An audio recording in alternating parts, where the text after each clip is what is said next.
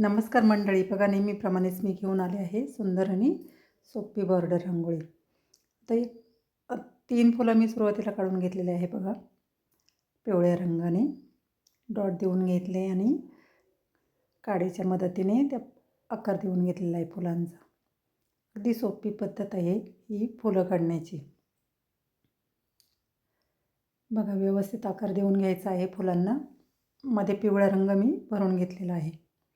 आता काडीच्या साहाय्याने पुन्हा आपण थोडंसं आकार फुलांना देऊन घेणार आहोत. फुलांच्या पाकळ्या ज्या असतात ना, त्यांना आकार देऊन घेणार आहोत.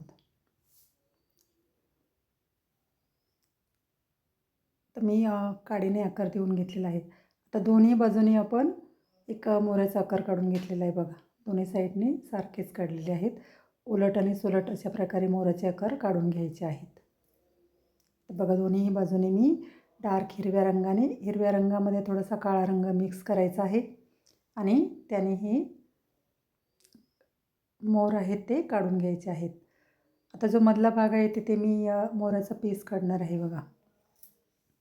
तर थोडंसं मोर पीसी लाईट डार्क कलर मी टाकून घेतलेला आहे. त्याला आपण काडीने आकार देणार आहोत. तर बघा मी काडीने आकार देऊन घेतलेला आहे. वरती ऑरेंज कलर टाकायचा आहे. थोडासा चमच्याने त्याला असा आकार देऊन घेतला आणि वरती जांभळा रंग मी टाकून घेतलेला आहे.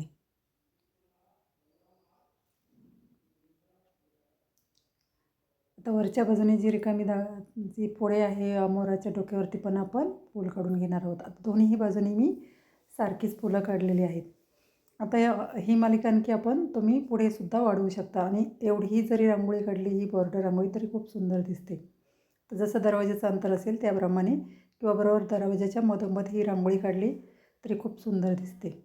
तर बघा दोन्ही बाजूनी मी लाल रंगाची फुलं काढून घेतलेली आहेत. नेहमीप्रमाणेच फुलं काढण्याची पद्धतसुद्धा सोपी आहे. तर वरती जी रिकामी जागा दिसते तिथेसुद्धा आपण एक मोराचा पीस काढून घेणार आहोत. बघा काडीने आकार देऊन व्यवस्थित मी मोराचा पीस काढून घेतलेला आहे.